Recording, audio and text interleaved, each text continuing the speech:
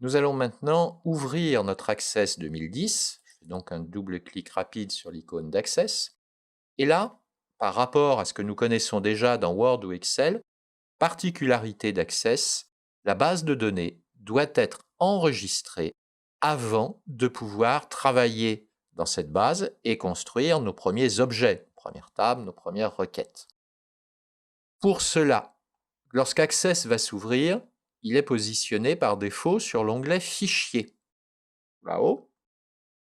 Nous conservons la commande par défaut Nouveau et nous allons choisir de créer une base de données vide. Les autres options nous permettront d'utiliser des modèles. Attention, avant de cliquer sur Base de données vide, je vais prendre la précaution sur la droite de l'écran, ici, de donner un nom et un emplacement à mon nouveau fichier, qui va être immédiatement enregistré avant de me permettre de travailler. Pour cela, je vais prendre l'icône du dossier qui s'ouvre, je la sélectionne. Il m'amène dans mes documents. Je vais choisir le dossier que j'ai déjà créé et qui s'appelle Apprendre Access 2010 et je vais donner un nom à ma base de données. Je vais l'appeler Apprendre Access.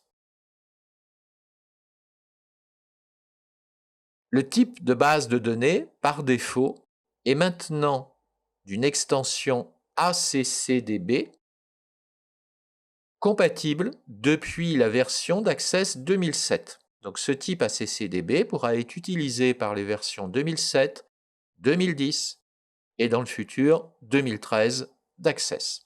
Par contre, si vous devez partager des informations avec des personnes utilisant des versions anciennes d'Access, 2000, 2003, il faudra prendre la précaution de choisir l'ancien type MDB.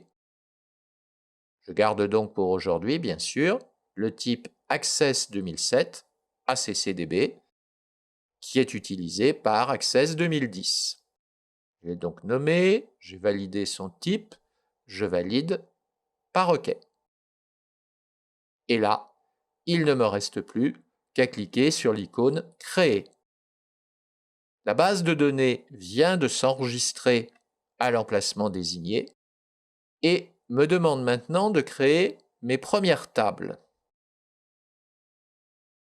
Un tour d'horizon rapide de cette interface. Nous avons tout en haut, comme d'habitude, le ruban, un onglet Fichier pour toutes les opérations utilitaires, par exemple enregistrer ou ouvrir une base de données, un onglet Accueil pour les opérations courantes, et dans un instant, nous utiliserons l'onglet Créer pour créer de nouveaux objets. Les autres onglets, nous les visiterons progressivement. Je reste donc dans l'onglet Accueil.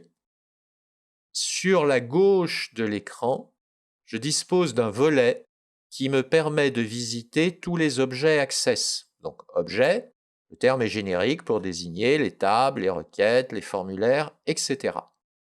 Ce volet, je peux l'agrandir ou le diminuer en prenant le trait gris vertical qui sépare les deux parties de l'affichage. Ici, je l'agrandis. Ici, je le réduis.